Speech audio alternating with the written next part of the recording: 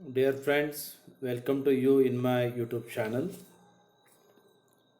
Today we are going to start the appreciation of the poem, or we are going to see an appreciation of the poem Have You Earned Your Tomorrow? I have told you and described this poem in Marathi and English language in the last video, and today we are going to see the very important aspect of this poem, which is very important. Why? Because there will be a question in HSC examination. What will be the question?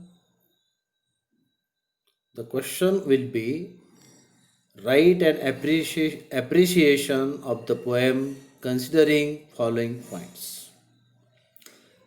What will be the points? You will have to explain each point in about 3 to 4 sentences. You will have to write about the poem, the poet, title, about the theme. Then you will have to explain poetic devices, language, style, special features, tone and type, values, message or moral of the poem, your opinion about the poem. Friends,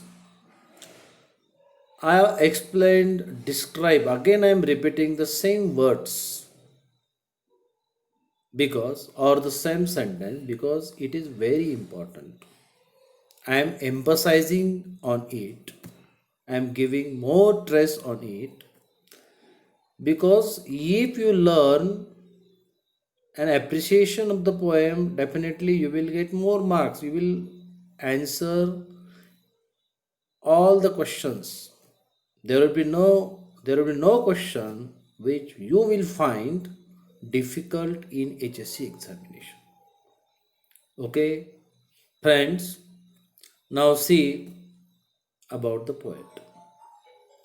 Edgar Guest was born on 1881 and passed away on 1959. He was born in England and at the age of 10 he was brought to the America. He started his writing career at the age of 14. He is known as people's poet for his simple style and optimistic tone in writing. तुम्हाला सांगितलं की यांचा जन्म 1881 साली झाला, त्यांचं निधन 1959 साली झालं. तरी त्यांचा जन्म इंग्लंडमध्ये झालेला असेल, ते अमेरिकेत मोठे झाले आणि 14व्या वर्षी त्यांनी लिहायला सुरुवात केली. त्यांना लोककवी म्हणून त्यांच्या साध्या स्टाईलमुळे किंवा ऑप्टिमिस्टिक स्टोनमुळे ते लोककवी म्हणून प्रसिद्ध आहेत. नाव let us see the next point, the title. मी तुम्हाला मराठीत सांगितलं आहे की टायटल हे कसं आहे, तर हे इंट्रॉगेटिव्ह आहे. उद्याचा दिवस आपल्याला कमवायचा आहे किंवा काय करायला लागेल तेव्हा आपल्याला तो उद्याचा दिवस पाहायला मिळेल. What is the title? The title is the result of our behavior in the life of others. It means you must have to uplift or improve our behavior. And to improve our behavior, what is important? We will have to analyze ourselves. आपल्याला स्वतःला इंट्रॉस्पेक्ट करायचं आहे, आपलं मूल्यांकन करायचं आहे आणि मूल्यांकन करायला पाहिजे असं हे टायटलमधून सूचित करण्यात आलं आहे. That's why we can say that the title of the poem seems to be rhetorical or probing question. What is the meaning of the probing question? विचार करायला लावणारा प्रश्न आहे. विच इम्प्लाइज मॉरल बिहेवियर, की त्या टायटलमधून काय आपल्याला व्यक्त होतं, तर एक नैतिक असा स्वभाव. The title inspires us to behave morally with others. काय सांगतोय टायटल? आपल्याला उत्तेजित करत आहे, प्रेरित करत आहे. कशासाठी? तर आपण दुसऱ्याशी मॉरली वागलं पाहिजे. It also shows or guides to be optimistic. काय म्हणतोय टायटलमधून कवी म्हणतोय की आपण ऑप्टिमिस्टिक राहिलं पाहिजे, आपण आशावादी राहिलं पाहिजे की ठीक आहे, आज नाही तर उद्या आपल्यामध्ये बदल होईल. आणि म्हणून या टायटलमधून कवीला आपल्याला एक ऑप्टिमिस्टिक करण्याचा प्रयत्न केला आहे. त्यातून प्रोबिंग क्वेश्चन आपल्याला विचारला आहे. हे विचार करायला लावणारे प्रश्न त्यात आहेत. इंट्रॉगेटिव्ह किंवा आपण त्याला रेथॉरिकल असं टायटल कवीनं दिलं आहे. And it is very apt and suitable. नाव let's see the next point about the poem. It is an inspirational poem. तुम्हाला सांगितली कविता कशी आहे? प्रेरणादायी आहे. It is about good behaviour and kind heart. कशाबद्दल आहे? एक चांगला स्वभाव किंवा दयाळू असं हृदय. आता इथं मी सांगितलं की heart is a part of the body. It designed the whole person. Synecdoche नावाचा अलंकार वापरला आहे आणि त्यातून काइंड हार्ट हा शब्द आलेला आहे. The speaker of the poem is a poet. या कवितेमध्ये स्पीकर कवी आहे. And he is asking to reader whether they have done anything good to improve the life of others or not.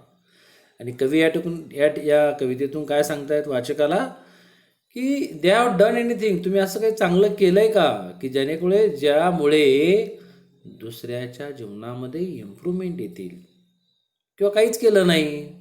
Have wasted your life or have you lost your day? What did you do? The poet Edgar Guest had asked 11 probing question. या कवितेमध्ये 11 विचार करायला लावणारे प्रश्न आहे. त्याला आपण rhetorical प्रश्न असे म्हणतो. To the readers to introspect themselves. Why did he ask this question to the reader? Because he wanted to introspect themselves. आपण वाचकाने काय केलं पाहिजे? स्वतःचं आत्मपरीक्षण केलं पाहिजे. Therefore one should consider one's action. त्याच्यामुळे प्रत्येकजण स्वतःची जी कृती आहे, डीड्स जे कार्य आहे किंवा जे शब्द आहे, वर्ड्स आहेत, words carefully and plan accordingly for better future. आणि चांगल्या भविष्यासाठी प्रत्येकजण काय करेल? एक चांगला प्लॅन करेल. नाव अबाउट द थीम. आता कवितेचा थीमचा विचार जर केला तर आपल्याला बरंचसं काही बोलता येईल, पण इथं मी थोडक्यात तुम्हाला सांगतो.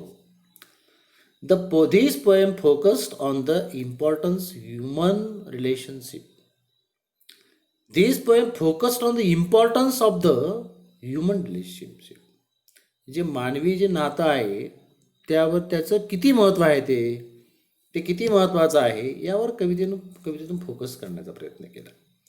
त्यानंतर काय? Improvement of interpersonal relationship is the main theme. सगळ्यात महत्त्वाचं इंटरपर्सनल, तुमची एकमेकाशी कशी नातं आहे आणि ते नातं केव्हा चांगलं बनवू शकतं. Wien will people feel gratitude or express gratitude or remember to you when you will do something good for the other people.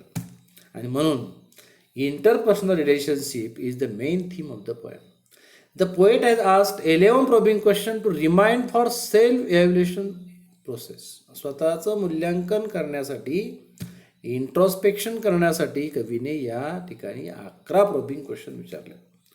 We must have self awareness. कवी म्हणतो की आपल्याला काय पाहिजे? आपला वैयक्तिक सेल्फ अवेअरनेस पाहिजे, जागृत असायला आपण हवं. ॲक्सेप्टन्स, दुसऱ्याला आपण स्वीकारलं पाहिजे. ट्रस्ट, विश्वास निर्माण केला पाहिजे, विश्वास. Motivation to establish good relationship. आणि गुड रिलेशनशिपसाठी या सगळ्या गोष्टी अतिशय महत्त्वाच्या आहेत. नाव see the next poetic devices, language style. आता ठिकाणी alliteration and interrogation are the main figure of speeches used here. तुम्हाला सांगितलं 11 ओळीमध्ये इंट्रोगेशन आहे. ॲलिट्रेशन, अनुप्रास नावाचा अलंकार का? जेव्हा एखादा साऊंड रिपीट होतो तेव्हा त्याला आपण ॲलिट्रेशन अलंकार म्हणतो. आणि या दोन्ही अलंकाराची उधळण या कवितेमध्ये कवीने केलेली आहे. त्यानंतर सिनिकडोस नावाचा काइंड हार्ट या शब्द वापरून तो अलंकार वापरलेला आहे. The rhyme scheme of the poem is in the first stanza A, B, B. in the second stanza, or what is the rhyme scheme of the second stanza? CCA.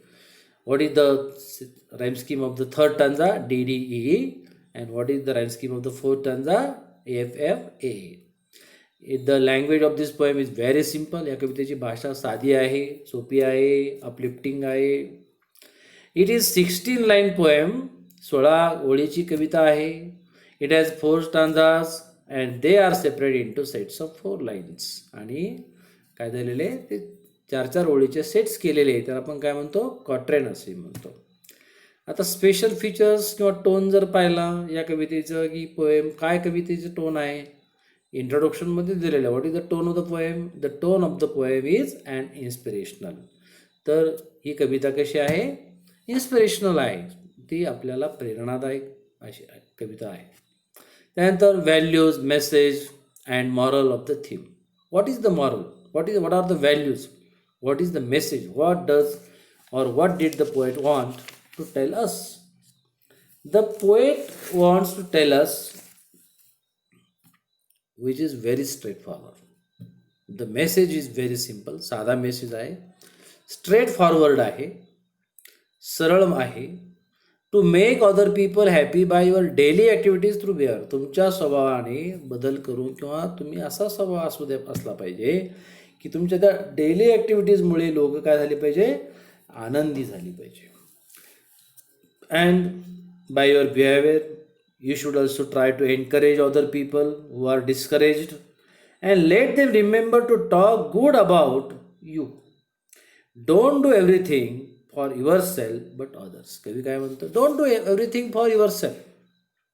You have to do something for others, and when you will do something for others, definitely they will remember you. And if you encourage them, if you try to make them happy, if you help them when they are needed, at that time they will express gratitude, they will remember you. And this is the message or the moral of the poem. Now next point is your opinion about the poem. It is very important. आता नवीन सिलेबसनुसार आता हे appreciation कदाचित विचारलं जाईल, आणि प्रत्येक कवितेबद्दल आपलं काय ओपिनियन आहे हे पण विचारलं जाईल. तर या कवितेच्या बाबतीत काय आपलं ओपिनियन द्याल तुम्ही? सरळच आहे, we must introspect in our life to improve ourself. आपल्याला जर इम्प्रूव्ह करायचं असेल, आपल्याला जर अनादर डे किंवा टुमॉरो आपल्याला करायचं असेल, तर आपण इंट्रोस्पेक्ट केलं पाहिजे. कशासाठी? टू इम्प्रूव्ह, आपल्याला इम्प्रूव्ह करण्यासाठी. And try to make other people more happy, आणि दुसऱ्यांना खूप आनंद दिला पाहिजे. टू ॲड अनादर टुमॉरो, कशासाठी? तर अजून एक टुमॉरो जो आहे तो ॲड करण्यासाठी. थोडक्यात आपण असं म्हणूया, action speaks louder than word. खूप काही बोलण्यापेक्षा कृती काय करा, कृतीतून करा. म्हणजे कृतीतून केल्यानंतर निश्चितपणे काय होईल? दुसऱ्याला आनंद मिळेल. आणि हाच या कवितेचा मेन आशय आहे. तर मित्रांनो, असेच माझे जे व्हिडिओज आहेत ते ऐकत जा, सबस्क्राईब करा, लाईक द्या, कमेंट असेल तर त्या कमेंट बॉक्समध्ये टाका.